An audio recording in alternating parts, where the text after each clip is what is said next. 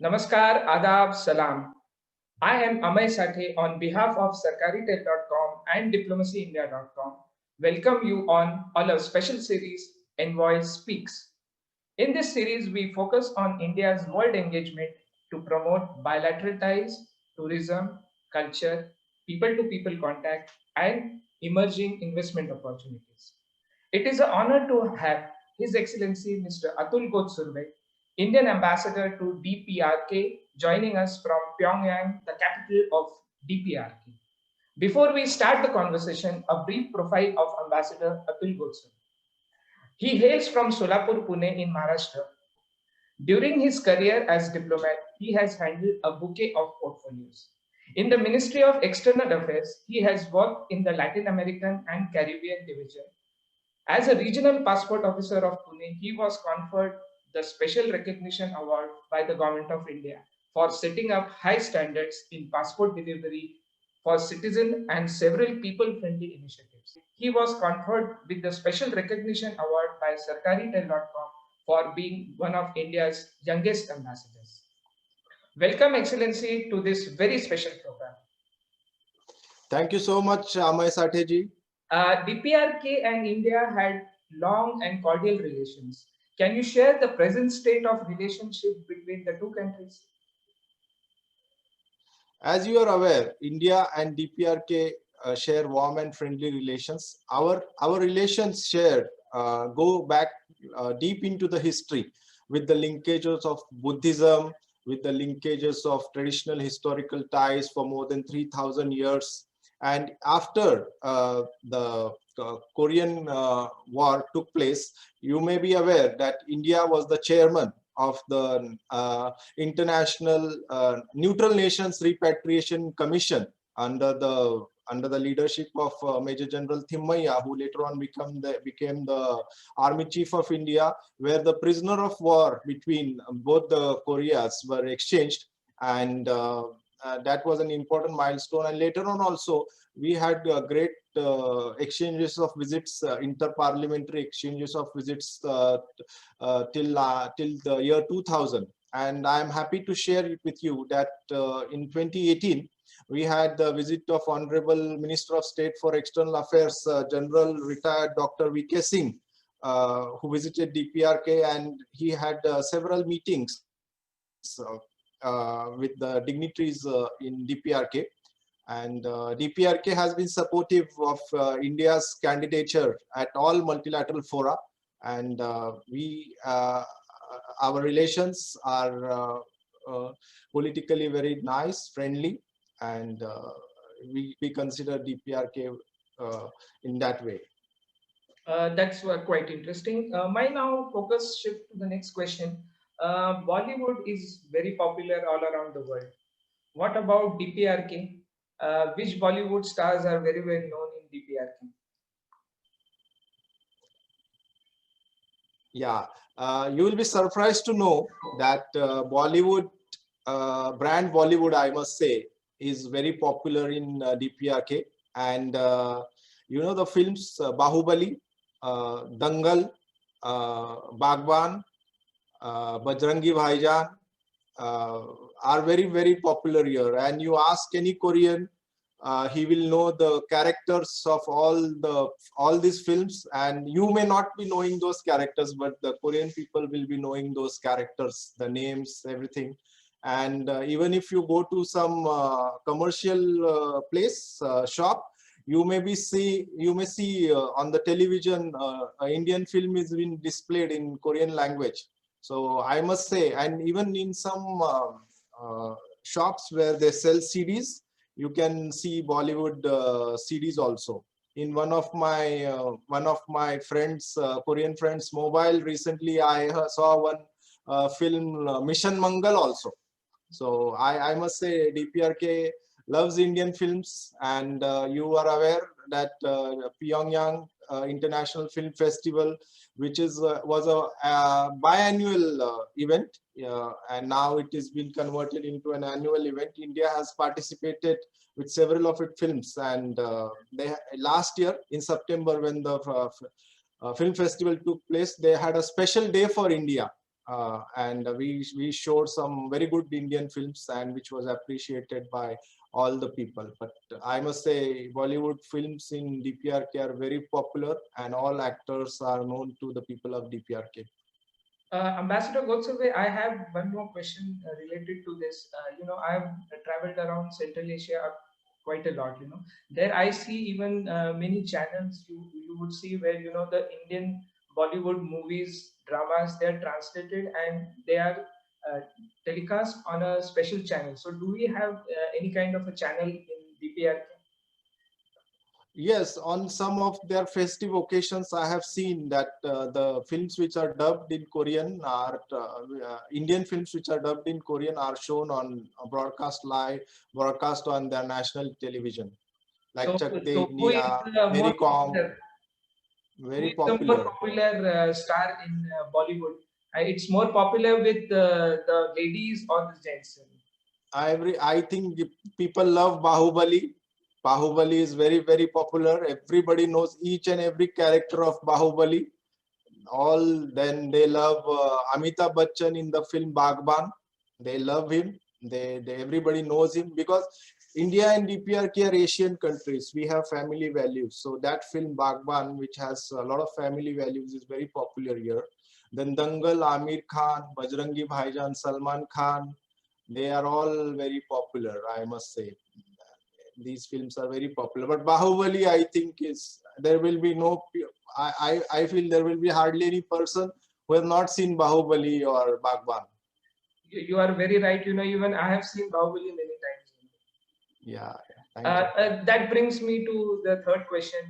You have been in DPRK for over 2 years now.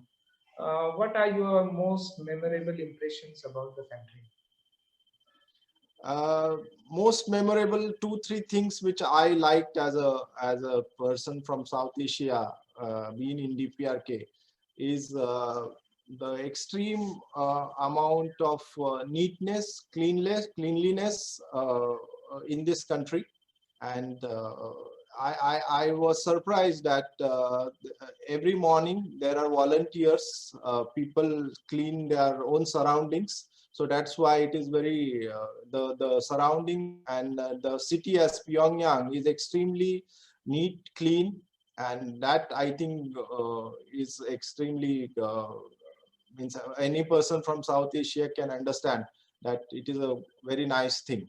And also I like the discipline of the people. The people are highly disciplined, and they work very hard, and it is I like that thing. They are very disciplined, and the population is very talented in terms of like multitasking.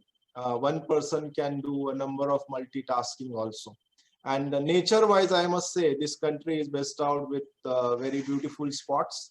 I have been lucky to see some, and because of COVID-19 I could not see many, but there are some very beautiful places for tourism. One is Kumgang San Mountain, then Mount Myohang San. So these are very, very beautiful places, and this country has, even Pyongyang also has a lot of places for tourism, which are very nice. And they have one show, which I must say, which is called as the Mass Games, which was earlier called as Arirang, where around 100,000 people participate, means in the big show, the cultural gala, and around 1.5 lakh people sit in the stadium and see. So I think that such a show will not be there, means hardly be there in any part of the world. So those things really attract, I must say. What are the other very popular spots? If you can take us around Pyongyang, if you can explain us what Pyongyang, one which I have seen is Juche Tower. Juche Tower is like around 160-meter high, and from that you can see the entire 360-degree view of the city of Pyongyang. You can see the beautiful Taedong River on which the city is situated. Then there is this stadium which is called as Mayday Stadium. Mayday Stadium is, I think, the largest stadium in the world, which was built in 1989, which has a capacity of around 1.25 to 1.5 lakh people. Then there is this Arch of Revolution, like our India Gate. I think it is the world's second largest or the highest in the world. So these three places, once you go on the top, you can see the beautiful view of the city, and it is really worth watching. That sounds very interesting. Are there any restaurants, supermarkets like we see in other cities around the world? Can you take us a casual stroll around the city without being bothered? Like, how is the law and order in Pyongyang, where the embassy is located? Law and order situation in Pyongyang, I must say, is one of the best in the world, and you can walk around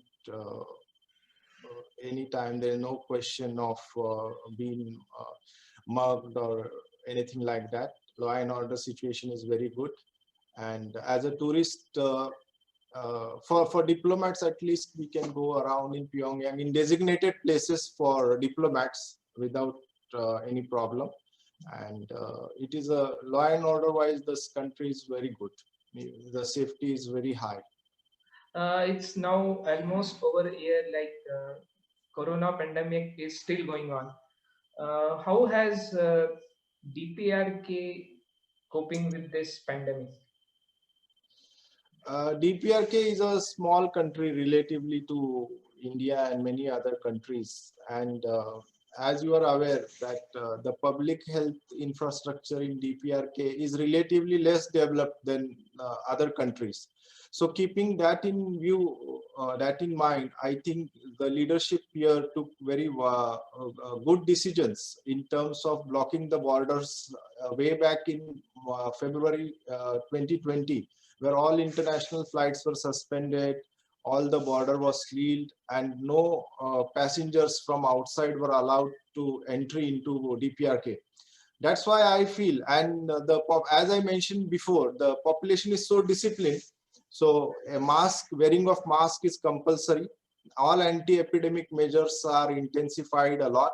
All people have to wear a mask. Even when you enter a public bus, they spray hand sanitizer, and whenever you enter a shop, they check the temperature, hand sanitizer is used, and there is no relaxation. Even now, after I think since February, it's around 10 months, no foreigner is allowed to enter DPRK.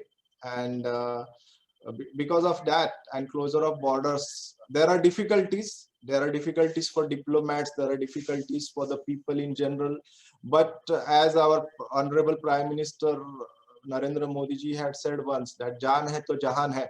So that's why I feel the steps which they have taken have borne fruit. And there is, as per knowledge of WHO and even the DPRK authorities, there is no known patient of COVID-19 in DPRK. And at least in Pyongyang, I see no corona patient here. Uh, what is the new work culture or protocols which have been initiated in Indian embassies based abroad to combat COVID-19, especially if even we talk about our embassy, the Indian embassy in Pyongyang? Are there any new work cultures or any new protocols being followed? Definitely. See, this question is related to both points. One is the what are the rules of the host country and what are the rules of India. So we have to club both of them basically. So in this country, the rules are very strict. We cannot have big gatherings. Mask is compulsory.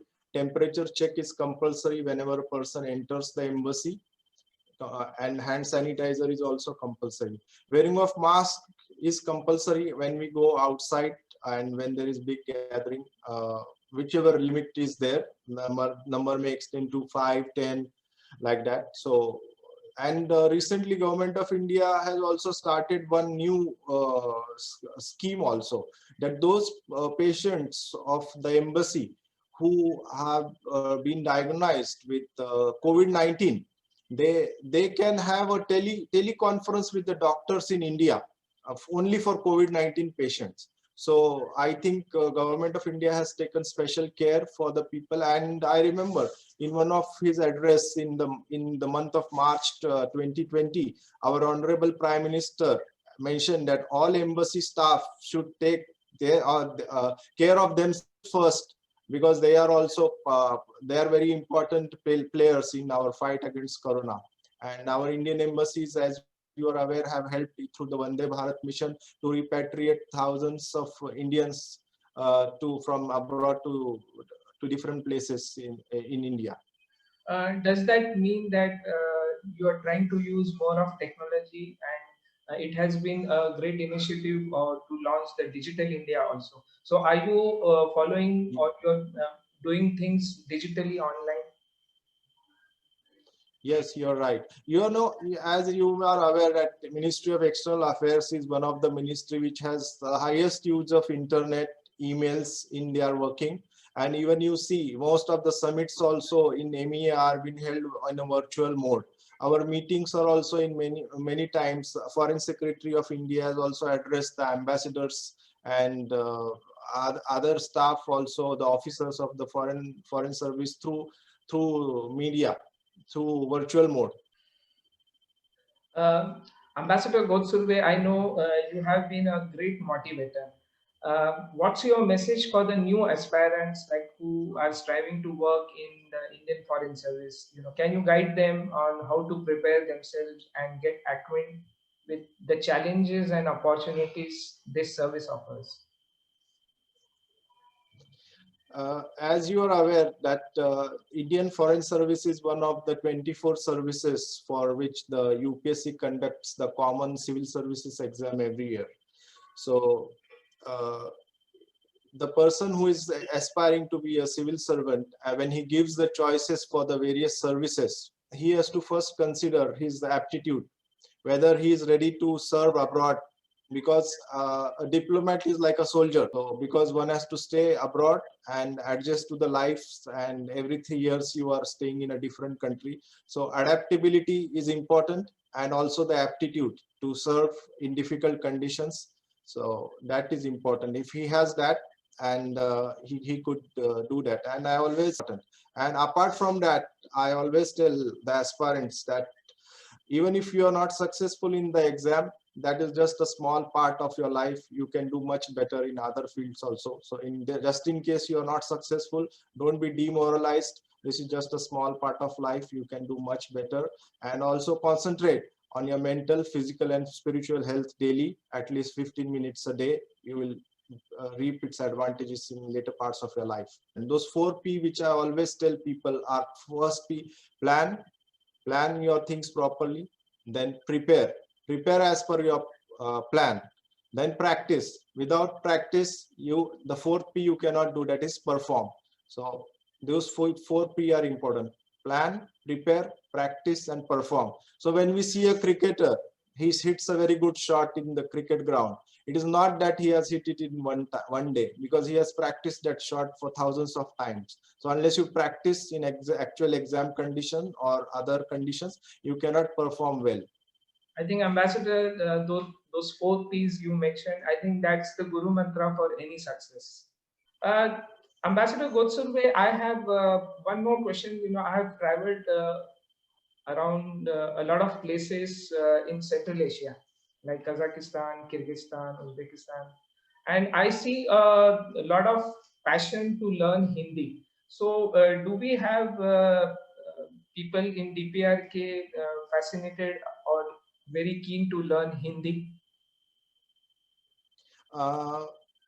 You will be very surprised that there is a famous university here, which is called as Pyongyang University of Foreign Studies, where 6 Korean students are studying Hindi. And I must say, they speak Hindi very well. They are learning very well. 2 of our Indian diplomats, they go there and give classes on some days, so that they have local speakers also. And we organized their visit to India orientation visit through the Indian Council for Cultural Relations in November 2019. And that visit helped to further strengthen their bonds with India. And when you speak with them in Hindi, it is a total pleasure. And I gifted them several books on India to that university. And also, I would be very happy to tell you that we had the celebrations of Mahatma Gandhi's birth anniversary, 150th birth anniversary. We had various events organized on that. So we have 3 units here. which are our friendship unit. One is India-Korea Friendship School. We have a India-Korea Friendship Unit, that is a shoe factory, and we have a India-Korea Friendship Farm. So we did various activities regarding Mahatma Gandhi's birth anniversary celebrations, like cycle rally, quiz competition, planting of 150 trees. So the DPRK people were very cooperative, and as you mentioned that the school, friendship school is there, friendship factory unit is there, friendship farm is there. So it did very well, and Hindi students are doing very well. In fact, through your office, or we would certainly request you that we can even host a special program where these students could join us from Pyongyang, and maybe we can have a conversation or some special program also.